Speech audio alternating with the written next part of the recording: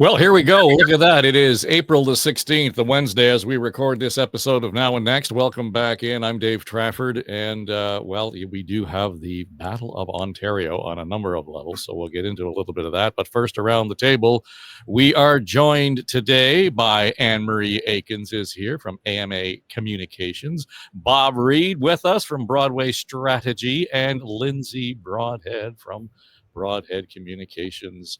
And I don't know, as we look at the Battle of Ontario, Bob, I realized, I got the Leaf cap on this morning, but they clinched that last night. What occurs to me, that's going to be a far closer race, it appears, than what's shaping up on the federal election campaign, because every time I look at the numbers, latest numbers, and it doesn't matter who you're looking at, are flirting with double-digit leads for the Liberals in Ontario. That's insane. Pretty staggering when you think about where they were not too long ago, and just how much has changed, and how big the shift in the landscape is, how interested people are in this Mark Carney character, whoever he is. But he sure seems like the prime minister, so that makes him feel good. So many variables coming into play there. And a lot of people, I think, really taking, outside of the Conservative core, taking a really detailed look at Pierre Poilievre and maybe having some doubts. Yeah, Lindsay, it's interesting to see where, again, we flipped the page back 3 months, and this was going to be fertile ground for the Conservatives in Ontario. You look now, it's not even a battleground anymore. It would look like they're more of a defensive posture for the Conservatives. Yes, I see some movement for the Liberals in Quebec and in British Columbia, but I don't think anybody would have seen this coming in Ontario.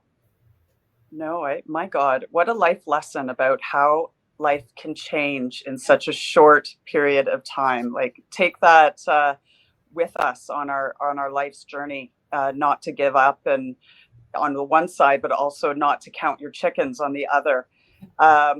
It's fascinating.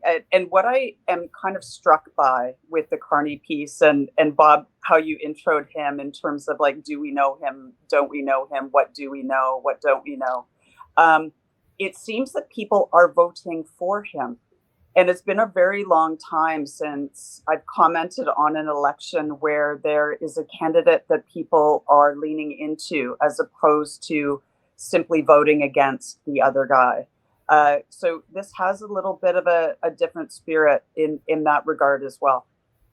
And Anne-Marie, the whole idea that, as we record this, they're going to be having the French debate later this afternoon in some parts of the country because of the change for the hockey game. Just on that, didn't anybody look at the freaking schedule in the NHL and realize that the Canadians were in a push and it was the last game of the season and there could possibly be a conflict? Why would they even entertain the idea of doing it on the Wednesday night as opposed to last night or some other? Like, this was preventable all the way around. But it's funny to me how, those sorts of small things are playing into this campaign all of a sudden with 2 weeks to go. Well, I think they were not looking at so much the HAP schedule as they were looking at what would work across the country with the time zones. And that's my guess, because it's certainly not working so well for all time zones, but they realize that people aren't going to be watching it if you're in Quebec, and that's the most important audience they have, of course, in Quebec. So it'll be interesting, because I think for me, I think in the general public, the French debate kind of already happened. It wasn't really a debate. It was appearance more on Sunday night, and it was a very popular show. They both appeared, Poilievre and Carney, and they both kind of did okay. There were no big faux pas, and Carney made some gains, I think, because he knew pop culture, in Quebec, and that was very important. I think those resonate a little more. I think the Quebecers are a little more forgiving of his less than perfect French, as long as you know who they are as people. So, Bob, I'm thinking that, the war room and the Liberals are saying, shh, don't bring this up. There's a hockey game on that night of the French debate. That's fine. Just the fewer people we have watching this is going to be better for us. Yeah, absolutely. Mark Carney, more than anybody else, wanted to go up against a hockey game, I think, for exactly that reason, so that there would be fewer eyeballs scrutinizing his weakness in French. But I think Anne-Marie's right. I don't think that's a huge negative.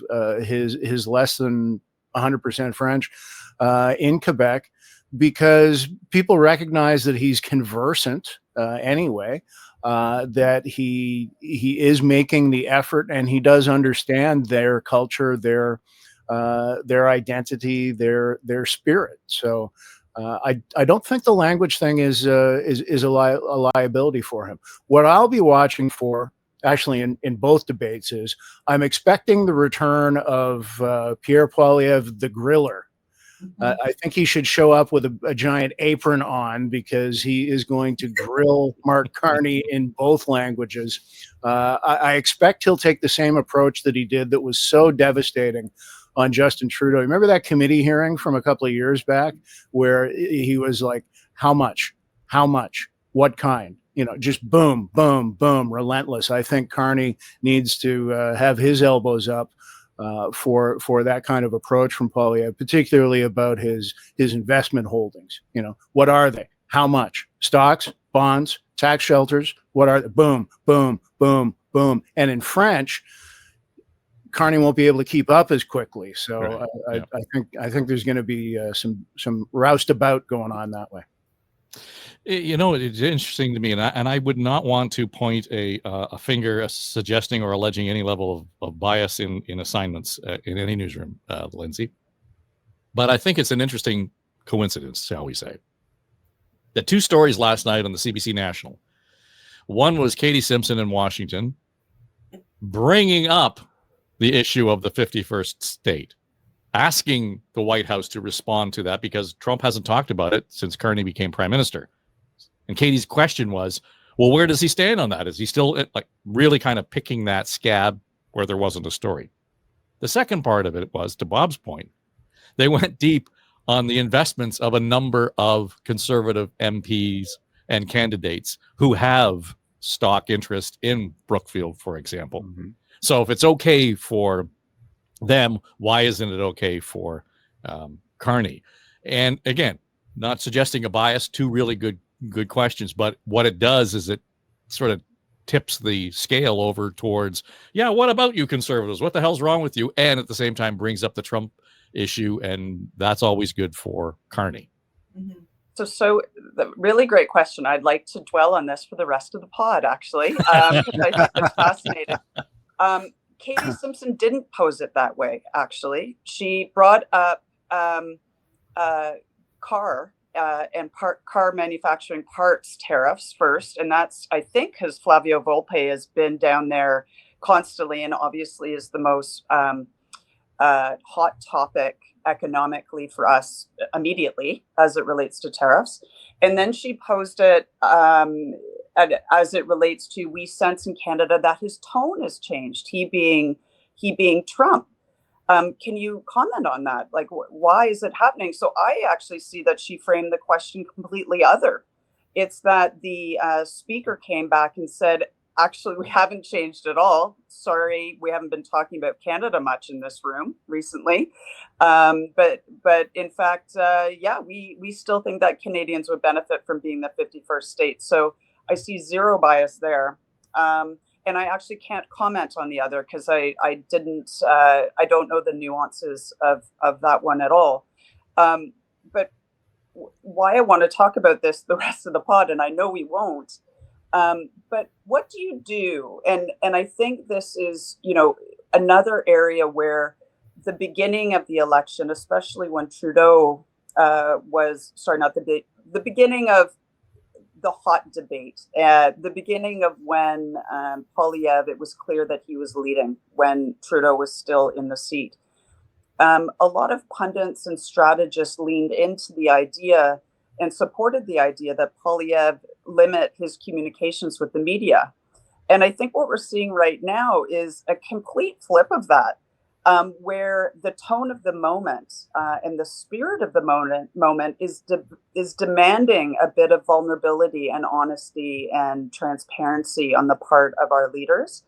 And that, of course, connects to any debate conversation that we want to have. But, you know, if Poilievre isn't going to speak to the media, if he's not going to, he and his team aren't going to, open up their own kimonos, as it were, I have very little sympathy as it relates to how any media are trying to pull its strings right now. So a long-winded answer, but all of this is connected in a very meaningful way and connects for democracy in the Fourth Estate. Well, I said right off the bat, as soon as they said, Anne-Marie, that they weren't going to have media on the plane with Poilievre, and this isn't about media whining. I think strategically that was a rake that they put in front of themselves and stepped on it right away. And we're seeing that now on a number of levels. And I go back to it's become a meme, the size of his crowds for the Poilievre rallies. That's part of the problem, because there isn't somebody in the room making small talk and making eye contact with the people in the room to talk to them about what actually brings you out here. Have you ever been to one of these rallies before? All of the questions that we would be asking while we're waiting for the leader to come out. And then you get a sense of, wow, there is something going on here. Mm-hmm. And that becomes the story, as opposed to his bullshit line with Laura Stone. Yeah, I completely agree. As soon as I heard that he was not going to allow journalists on the campaign plane and bus or whatever, they weren't going to participate in local debates, they lose their opportunity to tell their own story. And so, people like Katie Simpson, who I just adore because of her Rob Ford days, I just fell in love with her because of her approach then. And she is creating the stories. She knew that it had been quiet about the whole 51st state, and that's still an underlying fear for Canadians. So she picked, as you said, at that scab, and she opened it up. And that the spokesperson, who I also watch with just completely aghast because of her youth and her expertise and how articulate. Just think of the good she could do if she was doing something else other than being a Trump spokesperson. But anyway, she came back and she said, I reject that notion, that language, that, he still is intent on doing that. And so she made a story out of that. So she's good at creating those stories that are there in the first place. They just need to be uncovered. And if Poilievre isn't going to make himself vulnerable to transparency and accountability by putting himself in front of reporters, then that's what he gets.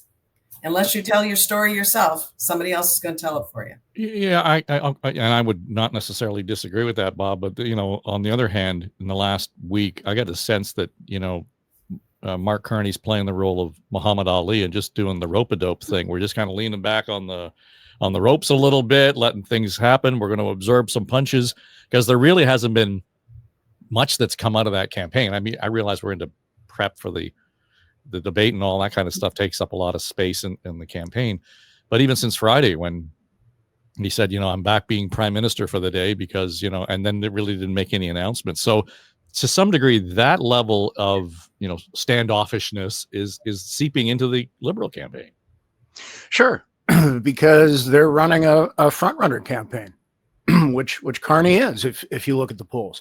The problem for Poilievre is he's also running a front-runner campaign, trying to keep things as tight, as limited as possible, so that they're minimizing the chance of any surprises, any bozo eruptions, anything off topic, off message, which was the Doug Ford playbook in the recent provincial election. Notably, none of the Ontario campaigns anymore carry media with them on their flights. There's no media bus. None of them do that anymore. So they're on an equal footing there. But I think the big failure in the Poilievre campaign is they're still running a front runner campaign when they ain't the front runner. So there's some loss that's coming along with that. And now all of these things, which normally would be fairly inconsequential in the grand scheme, get put more and more under the microscope. Debate prep is one of the things that is a sort of a necessary evil as we go through these campaigns. And we can debate whether or not the debates are in fact going to have any kind of effect on the outcome, Bob. But you've been in those settings where, got to get the leader ready, whether that's an incumbent or a challenger. Yeah.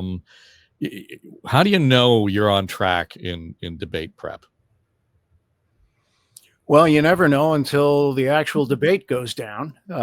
You think you're on track based on, can we rattle the boss? Can we throw a curveball somehow, some way that is going to knock him or her off the game and create a vulnerability? That's what you're looking for. That's what you're trying to eliminate. That's what you're trying to anticipate as much as possible in debate prep. I don't think there's a lot of debate around whether this debate, and I'm talking about the English one primarily, is going to make a difference. I think it potentially can.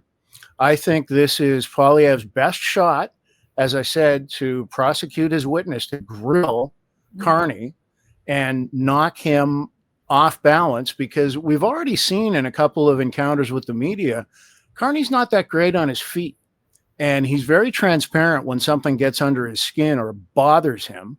And Poilievre is very skilled at bothering his opponents and getting under their skin and maybe surprising them with a curveball or two. So I'm really looking forward to Thursday night to see exactly how that transpires, to see if Carney can keep his cool, to see if he can surprise us in his not only responses to Poilievre, but any offense that he lays out on there. I think this is going to be a really closely watched debate, or should be. Anyway, I'll be watching very closely, put it that way. Well, the numbers, Anne-Marie, suggest that the level of engagement in this campaign is considerably higher than the most recent campaigns over the last 10 years even. So to Bob's point, I think that where people are going to kind of dial in, and frankly, we're all paying attention since before the writ period started. So there are people who are just going to, okay, I guess we're in an election, are we? And we're 10 days out kind of feel to it. But here's what I'm also finding from the numbers, that half of this podcast panel, if you take the statistics, only one of you would approve of the conservative leader, and that would be on a good day. So the number of women who don't approve of him, just in terms of his character, has got nothing to do with policy. I don't know how he flips that switch. The demographics are one thing versus the policy and knocking Carney off stride.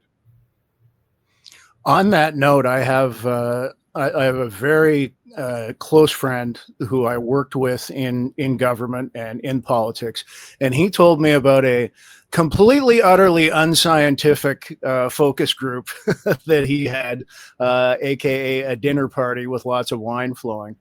And this was during the Ontario election campaign. And he said, among that group, every woman was full-throatedly endorsing Doug Ford. They were happily going to cast their vote for Doug Ford. They were not going to vote for Pierre Poilievre. Yep. And he says what was underlying that, in his view, is still a distrust of what exactly might he do on the perennial issues of, changes to abortion access or anything like that, which the Conservatives have gone out of their way to say, yeah, we're not touching that. There's no changes coming whatsoever. But my friend's perception, and he knows a thing or nine about politics, he said that undercurrent is still there. There's still a lack of complete trust in the women around his dinner table. Yeah, Anne-Marie, it's about that, as well as the personality that kind of makes it all the more challenging for Mr. Poilievre. Yeah, he's done his.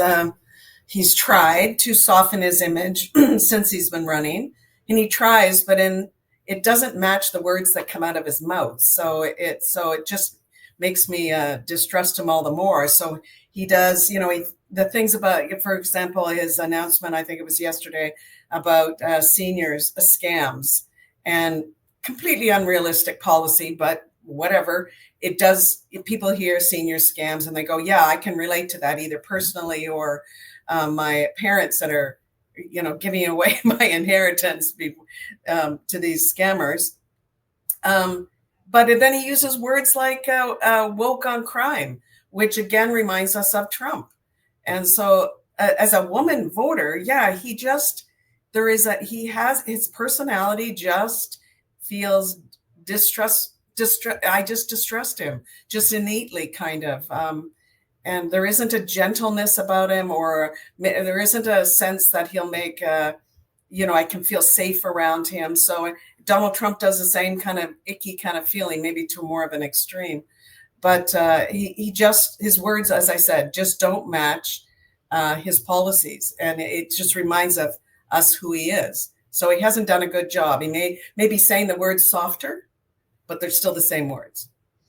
Well, I think, Lindsay, the issue, though, is that he's already made that first impression. And the debate, to Bob's point, could, in fact, make it worse for him.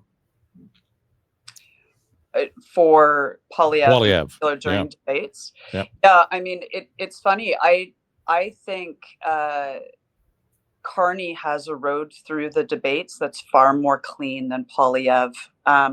And in fact, almost for the same reasons we're talking about, I'm kind of a different point of view than Bob, only because I think if Poilievre goes out guns a-blazing in that fast-paced way, it'll actually reiterate to the undecideds, whoever those people are that remain, but those people that could shift between one party or another when it comes to voting time.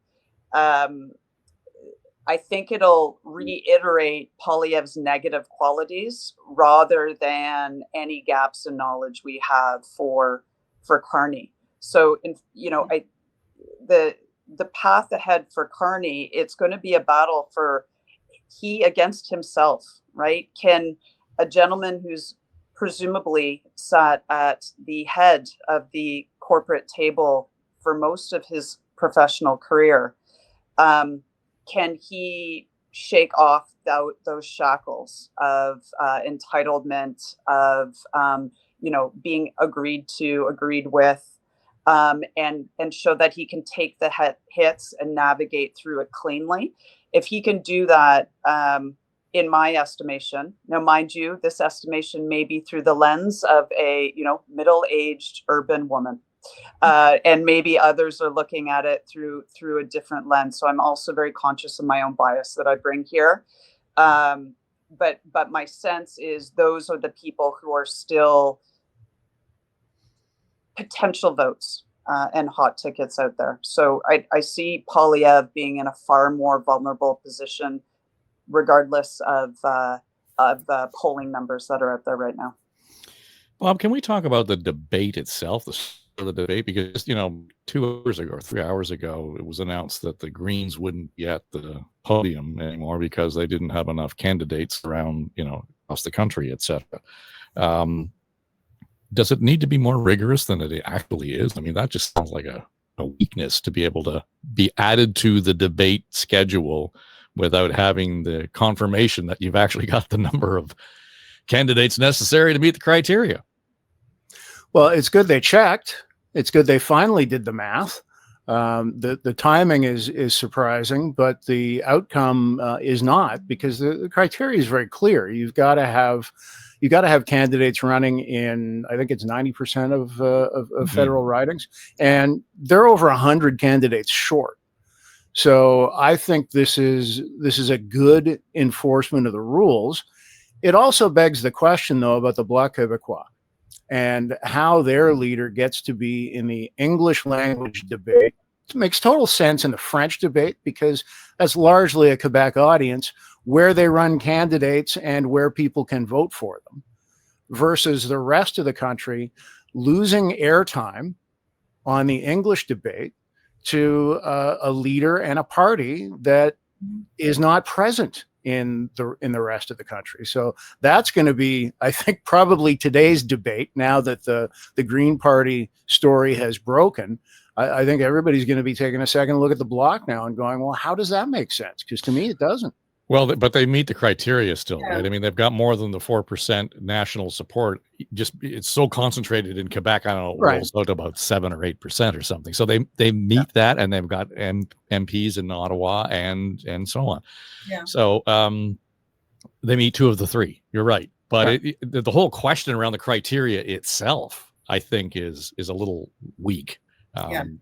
Just to be able to say, Lindsay, for example, if we actually go by those numbers, and if you had to meet a threshold of popular vote support, 6 months before an election or whatever it might have been, the NDP would make it. But if you gave it to them today, where they're down around 7% nationally, they might not. So I don't know how you square that circle, but it just doesn't sound like it's all that effective in terms of putting the right people on the stage to have this, what should be an important conversation. Yeah, I think the debate culture within Canada, and probably it's true within Western democracies writ large, is troubled.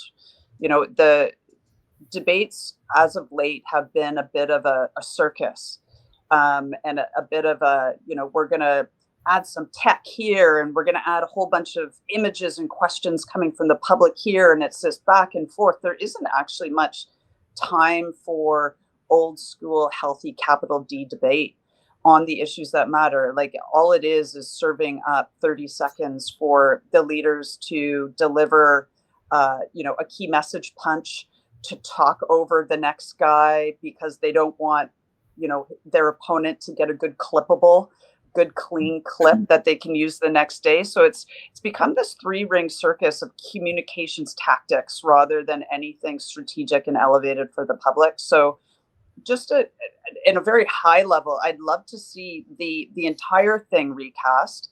And then, the organization, the commission that runs the debates, they've had a bad day. This is supposed to be, in my mind anyway, this is supposed to be a national debate. Of course, there are more French-speaking people in Quebec and the eastern provinces. We know that, but that's not the point, right? Is that this is supposed to be accessible from people coast to coast to coast. A lot of folks are still going to be mid-workday. I think it's silly to recast it around a hockey game. Jokes aside about the Habs and the cultural importance there, I find it really demeaning, not only to French speakers, Canadian French speakers, but also to politics in general right now. The fact that we're playing second fiddle to hockey is ridiculous, in my estimation. So yeah, I'd like to see the whole thing recast. Have they net out in the right place?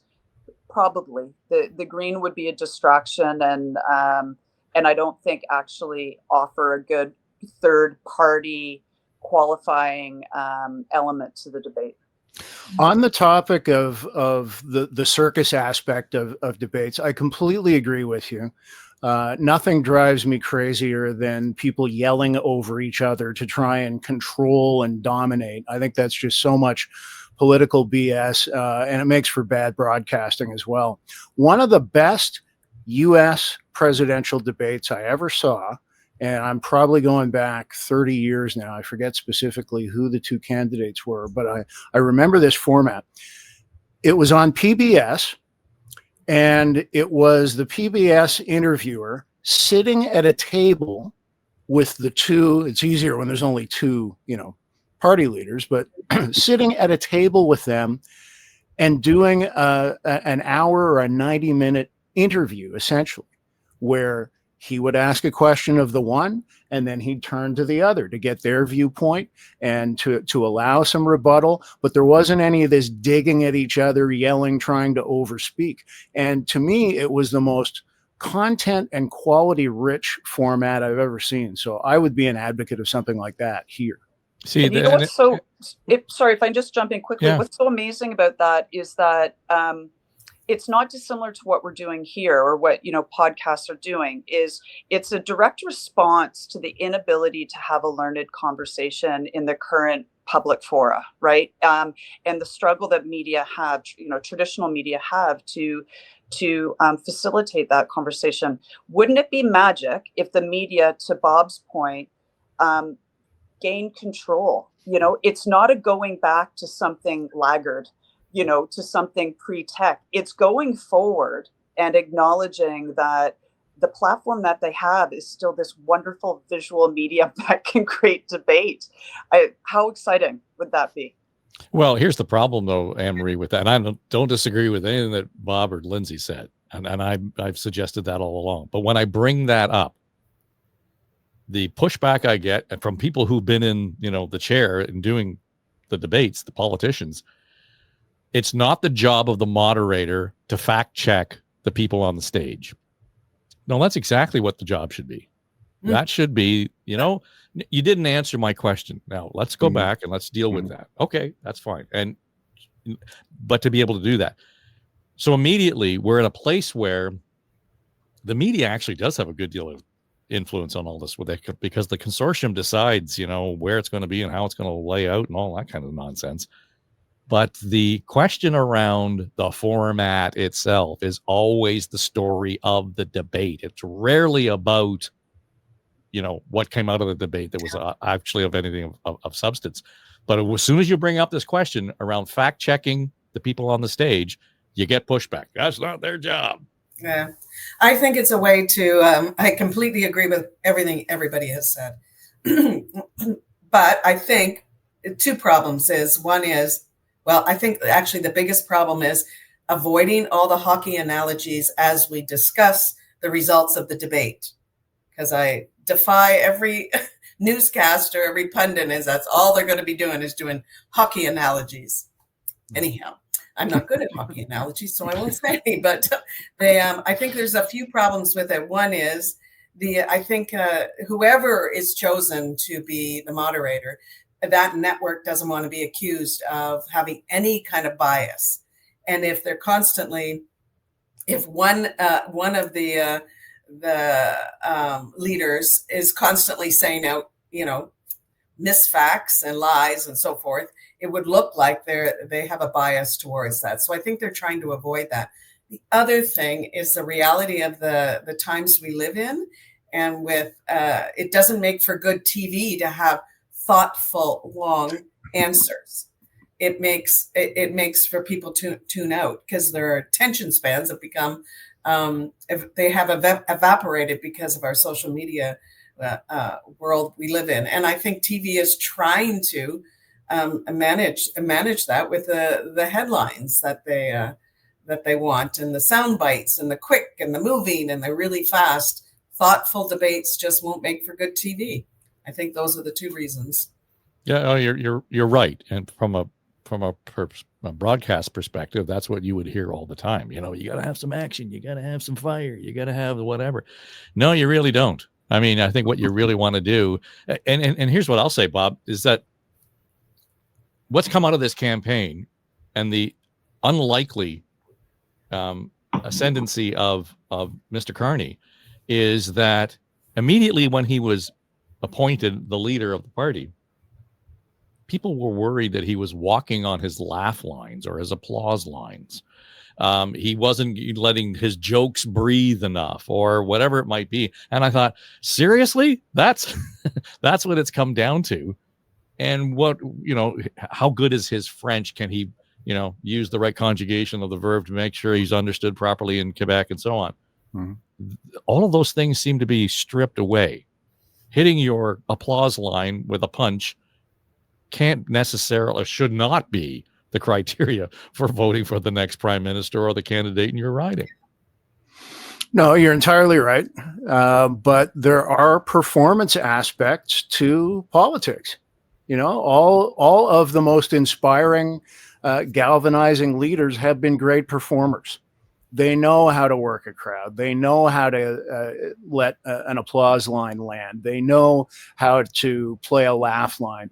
All of those things just go into the mix because it's human nature, right? We we look for people who get our attention and hold our attention and entertain us while they're also educating us about who they are, what they stand for. So I don't think you'll ever get away from that. I would just like to see, as I said a minute ago, greater guardrails against the more sideshow aspect of some of these debates that we've seen in the past. Yeah, I would agree. Well, for me, I'll kind of have it on in the background, but I'm going to be at the rink playing while the debate's going on tonight, so I'm going to miss that entirely, and I'll be home just in time to tune in to see the Habs. So I'm hoping that they'll be able to knock it out of the park and end up in the playoffs, and that'll be all good. So that's my priority tonight. That was a baseball analogy. Come on, come up with a hockey analogy. Well, I'd be offside if I did. So there you go. There we go. All right. Thanks all. That'll do it for us this week on Now and Next. Anne-Marie Aikins is here. Bob Reid, Lindsay Broadhead. They are the Now and Next cast, our comms and strategy team. And of course, they're in here every couple of weeks.